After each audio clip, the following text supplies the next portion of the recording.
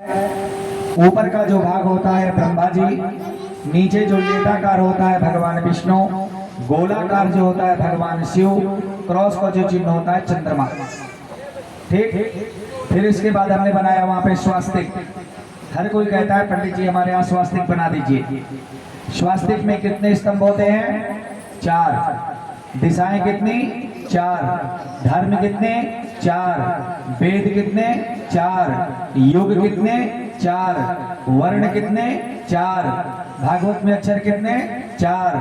भा से भक्ति, ज्ञा से ज्ञान, वा से वैराग, ता से तपस्या।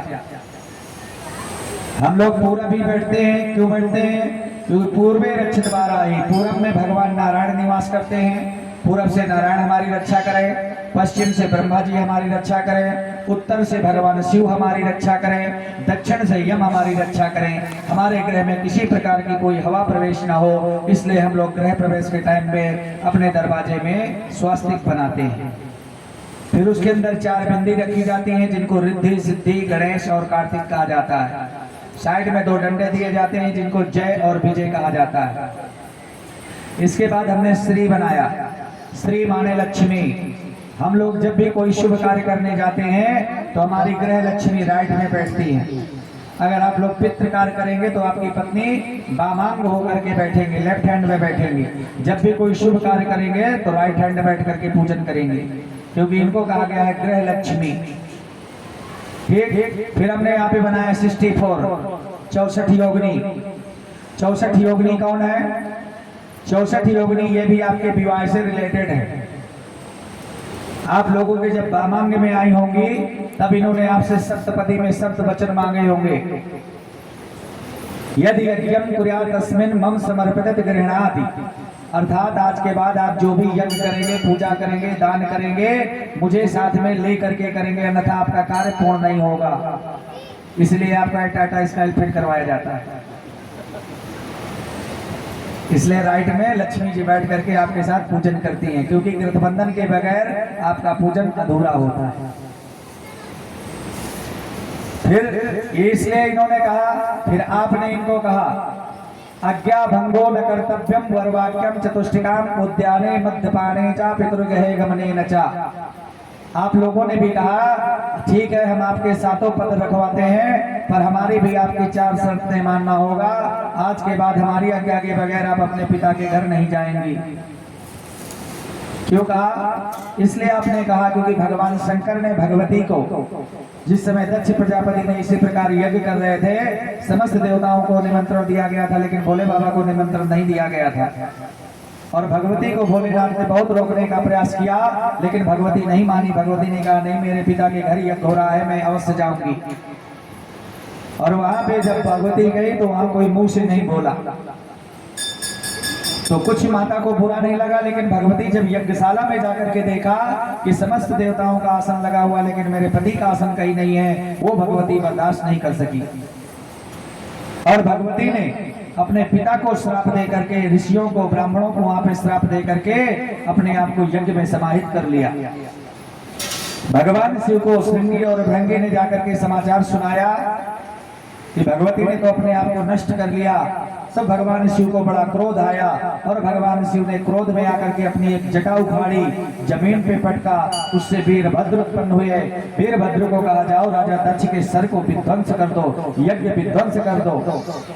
वीरभद्र गए, राजा दक्ष के सर को काट करके यज्ञ में डाल दिया, आहुति कर दिया। इसके बाद भगवान शिव क्रोध में गए, माता के अधजले शरीर को लेकर के तांडव करने लगे। तब वहां पे कोई क्रोध को शांत करने वाला नहीं था। तब वहां पे भगवान विष्णु ने अपने चक्र का प्रयोग किया, जिससे माता के 64 खंड हुए, 64। आप लोग जहां जहां जो शक्तिपीठ में जाते हैं कोई अलग नहीं है। माता का जहाँ पे जो अंग गिरा वहाँ पे वो शक्तिपीठ तैयार हुआ। इस प्रकार हमने यहाँ पे 64 योगिनी बनाया। इसमें जिस किसी की कुल देवी छूट जाती है पूजन में, वो इनके साथ पूजित हो जाती है, इसलिए हमने यहाँ पे 64 योगिनी बनाया। फिर हमने यहाँ पे क्षेत्रपाल देवता बनाया, यानी इस क्षेत्र का जो देवता हो वो भी हमारी परिवार की रक्षा करे, क्योंकि हर क्षेत्र का भैरव होता है, तो वो भी हमारी रक्षा करे। फिर यहाँ पे हमने वास्तु सर्प का प्रतीक बनाया। ये सर्प का प्रतीक हमने बनाया।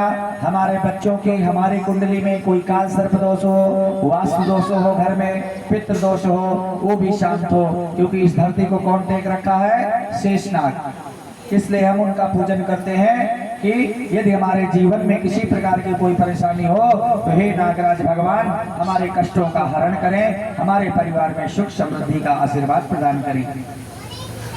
भूकंप कब आता है? भूकंप जो है, जैसे आप लोग 2-4 दिन स्नान ना करें तो आप लोगों के सर में खुजली होना प्रारंभ हो जाती है। इसी प्रकार भगवान शेषनाग भी जब पृथ्वी पे अधिक पाप पड़ता है, अधिक लोग पाप करते हैं, तब शेषनाग की सर में खुजली होती है और शेषनाग जैसे थोड़ा फल को इधर उधर किया, हम लोग पाप कर्म करना छोड़ देते हैं, घबरा जाते हैं, हे प्रभु अब हमारी रक्षा करो। इसलिए धरती पर भूकंप आता है। इस पृथ्वी में हमने 9 ग्रह मंडल देवता हमने विराजमान किया। 9 ग्रह मंडल देवताओं में कौन सा ग्रह क्या कार्य हमारे जीवन में करता है? सबसे पहले चंद्रमा। चंद्रमा हमारे जीवन में क्या कार्य करता है? चंद्रमा मन का कारक होता है। चंद्रमा मन सूर्य दक्षो सूर्यो अजायतः श्रोत्राद्वायस्य प्राणस्य मुखादग्नि रजायतः। चंद्रमा यदि आपका वीक होगा तो आपका मन विचलित रहेगा, मन परेशान रहेगा, आपका हमेशा आप कुछ ना कुछ सोचते रहोगे, मन आपका एकाग्र नहीं होगा। ये चंद्रमा का कार्य होता है। सूर्य क्या करता है? सूर्य हमको तेजस्व प्रदान करता है। वीक हुआ तो आप अपने आप को मुरझाए से आप लोग पाओगे, हमेशा आप थके थके से महसूस करोगे। ये सूर्य का कार्य होता है। मंगल क्या करता है? मंगल हमारे ब्लड से रिलेटेड होता है। यदि उच्च का हुआ तो आपकी वाणी का वर्चस्व होगा। आप जहां कहीं भी अपनी वाणी को डालेंगे, वाणी बोलेंगे, आपकी वाणी में वजन होगा। वीक होगा तो आप हमेशा आपका शरीर हीट बना रहेगा, हमेशा आप गुस्से से भरे रहोगे, आंखें आपकी हमेशा लाल रहेंगी, क्योंकि ये ब्लड से रिलेटेड होता है। बुध क्या करता है? बुध आपके पेट के फंक्शन को देखता है। यदि आपका बुध वीक हुआ तो आपको एसिडिटी बनेगी, गैस बनेगी, यूरिन का प्रॉब्लम हो सकता है, शरीर में एलर्जी हो सकती है, आपको लीवर किडनी में फैटी हो सकता है। ये जो है बुध का कारक होता है, बुध इस फंक्शन को देखता है। बृहस्पति क्या करता है? बृहस्पति आपके जीवन को, वैवाहिक जीवन को देखता है। यदि आपका बृहस्पति नीच का हुआ तो आपका विवाह विलंब होता है।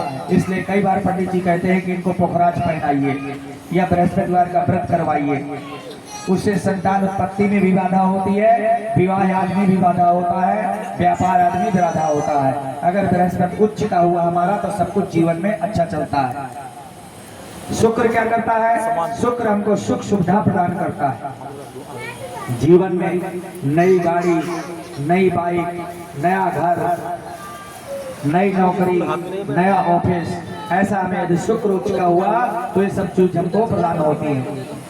राहु क्या करता है? राहु आपका यदि वीक हुआ तो एक्सीडेंट का कारण बनाता है, उच्च का हुआ तो बाहुबली बनाता है। केतु क्या करता है? केतु आपको कुल की उन्नत करवाता है, और वीक हुआ तो आपसे गलत व्यवहार करवाएगा, वाणी का दोष बनाएगा, दुष्शत्रु तैयार करेगा, क्योंकि बगैर सर का केतु होता है। शनि क्या करता है? शनि हमारे न्याय का देवता होता है, कर्म के अनुसार हमको फल प्रदान करता है। इस प्रकार हमने पंचांग पीठ यहाँ पे हमने बनाया। पंचांग पीठ का हम लोग बैठ करके पूजन कर रहे हैं। फिर हमने धूप और दीप जलाया। धूप दीप जलाने का क्या लॉजिक है? अभी पता लगा पंडित जी पूजन करवा रहे हैं, पंडित जी पूजन करवा के इधर हटे और भगवान आके कह दे कि भैया इन यजमानों ने यहाँ पे कोई पूजन नहीं किया, तो आपके पास क्या प्रूफ है कि आपने पूजन किया? तो हमने धूप और दीप जलाया। अगर दीपक बुझ जाता है तो धूप उसकी पूर्ति करता है, धूप बुझ जाता है तो दीपक उसकी पूर्ति करता है। आपकी भाषा में यदि हम कह दें तो 2 आई विटनेस, ये हमारे गारंटेड है। यहाँ पे हम जो जो भगवान को एक एक मंत्र पढ़ रहे हैं, भगवान को हम सामग्री चढ़ा रहे हैं, उसके ये प्रत्यक्ष दीप ज्योति परब्रह्म दीप ज्योति जनार्दना दीपो हरते में पापम पूजा दीप नमोस्तुते, ये हमारे कर्म के साक्षी देवता है। फिर हमने यहाँ पे कलश वरुण देवता भी स्थापित किया। कलश रखने क्या लॉजिक है? कलश हम लोग रखते हैं, इसमें सप्त नदियों का जल एकत्र होता है। गंगे यमुनश्चैव गोदावरी सरस्वती नर्मदा सिंधु कावेरी जले अस्मिन् सन्निधं कुरु। फिर इसमें आम की डाली हमने लगाया। आम की डाली लगाने का लॉजिक है, आम की डाली हम लोग इसलिए लगाते हैं क्योंकि हमेशा हरा भरा रहता है, फलता फूलता है। ईश्वर से हम भी कामना करते हैं, प्रभु जिस प्रकार ये हरा भरा है हमारा परिवार भी हरा भरा बना रहे, फलता फूलता रहे। इस प्रकार से हमारा पूजन का लॉजिक है। आइए हम लोग पूजन प्रारंभ करते हैं। सबको समझ में आ गया? बैठ जाओ पूजन में आराम से। चलिए लेफ्ट हैंड में सभी लोग फूल चावल रख लें और क्रम से सभी देवताओं का पूजन करेंगे। जिनके पास नहीं हो पीछे से हाथ टच किए रहे। हरि ओम हरि ओम नागरानां त्वा गणपति गं गवामहे प्रियाणां त्वा प्रियपति गं गवामहे निधीनां त्वा निधीपति गं गवामहे पशो भवयाम जानिकर ब्रह्मातो मजासि कृतम्मा। ओम गणपतये नमः। ओम अम्बे अंबिके अम्बालिके नमः। निधिकसना सुद्रिका सुभद्रिकां कंपीलवासनिम्मा। ओम अंबिकाय नमः। ओम नमः शंभवाय च मयोद्भवाय च नमः। शंकराय च महेश्वराय नमः। शिवाय शिवतराय श्री भगवते साम्ब सदा शिवाय नमः। ओम श्री सते लक्ष्मी शक्त्याम अहोरात्रे पार्श्वे नक्षत्राणि रूपमशिनो व्याप्तं इखण्डकाणं वैकाणा सर्वलोकं वैकाणा श्रियाय नमः। ओम हरि ओम नमो गणपतये नमो प्राणपतये लंबोदराय विघ्न विनाशनाय शिवदुर्गाय वरदमूर्तये नमो नमः। ओम हरि ओम श्री सदे लक्ष्मी सपज्ञा बहुरात्रे पार्श्वे नक्षत्राणि रूपश्यो व्याप्तं वैषण्डखाणा ओम वैखाणा सर्वलोकं वैखाणां श्रियाय नमः। श्री महालक्ष्मी नमः। ओम खड्गं चक्रगदेषु चापि परिगं चूलं कुचण्डीं शिरा शङ्खं सन्दधते करैतनयनां सर्वाङ्ग भूषावृतां नीलास्मा भुतिमासपाददशकां सेवे महाकालिकां यामास्तोतपिते हरो कमलजों हन्तं मधुं कैटभम्। ओम चतुष्कष्ठनि योगिने नमः। ध्यानं समर्पयामि। ओम क्षेत्रपालाय नमः। कटिकुभैरवाय नमः। ओम नमो सर्वेभ्यो जे के च पृथिवी मनोजे अंतरिक्षे जे पितेभ्यः सर्वेभ्यो नमः। नागराजाय नमः। वास्तुपुरुषाय नमः। ओम शौर्या शौर्य मधेन्द्र रुच पृथ्वी सन्मंगलम मंगला सतबुद्धिं च बुधो गुरु च गुरुतां शुक्रं सुखं संसनिं राहुर्बाहुबलं करोति सततं केतुं कुलोषुन्नतिं नित्यं प्रीतिकरा भवन्तु मम ते सर्वे नकुला गृहा नवग्रहादि मंगल देवताभ्यो नमः। गणेश जी महाराज कितनी माता है? कितनी? हाँ वाह। गौरी पद्मा सची मेघा सावित्री विजया जया देवसेना सुधा स्वाहा मातरो लोक मातरा दृष्टि पुष्टि तथा तुष्टि आत्मना कुल देवता गणेशेनाधिकारे तो वृद्धो पूजस्य षोडश मातृकेभ्यो नमः। संख्या नीचे षोडश मातृकेभ्यो नमः। गंगे यमुनश्चैव गोदावरी सरस्वती नर्मदा सिंधु कावेरी जले अस्मिन् सन्निधं कुरु। अमां पतये परम देवताभ्यो नमः। ओम त्र्यंबकं यजामहे सुगंधिं पुष्टिवर्धनं उर्वारुकमिव बन्धनात् प्रचोदयामामृतात्। सर्वे देवी देवतानां प्रतिष्ठो वरदो भवः। चौकी में हाथ लगाइए सभी को। सर्वे देवी देवतानां स्थानं प्रति गच्छति गच्छति गच्छति। हे समस्त देवी देवता अपना अपना स्थान ग्रहण करें, हमें शुभ आशीष प्रदान करें। छोड़ दीजिए। चलिए 4 बार भगवान को स्नान करवाएं। ओम हरे फूल से लेकर के ओम हरि ओम शुद्ध बालः सर्व शुद्ध बालो मणिबाल सुवासिनः श्वेतः श्वेताक्षोर्णस्ते रुद्राय पशुपतये कर्णाजामा अवलिप्ता रौद्रा नमो रूपाः पारजन्याः। परात निकालिए भाई। गणेश जी महाराज को परात में करिए।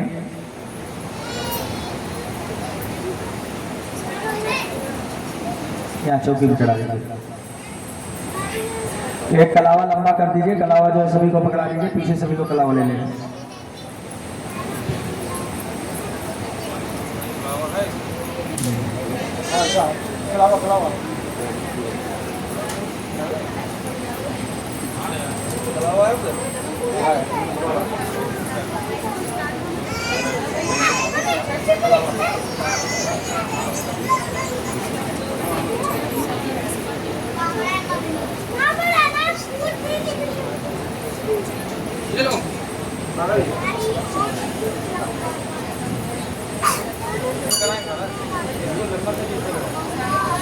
कलावा हाँ संघ दे दो बड़ा वाला संघ मोबाइल कौन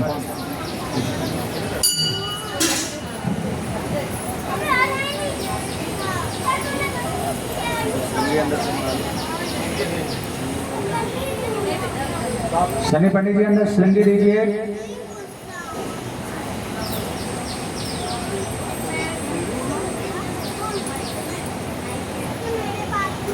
सनी पंडित जी श्रृंगी लेकर के आइए।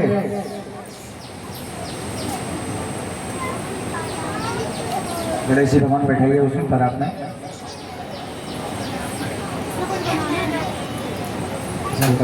स्वास्थ्य बना दीजिए।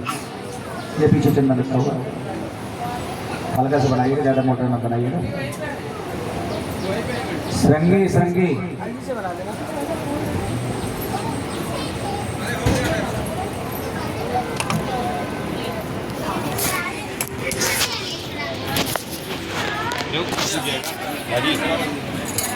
बोलो पोस्ट में डालिए, पोस्ट में तो 4 नंबर तक में बटेगा ना।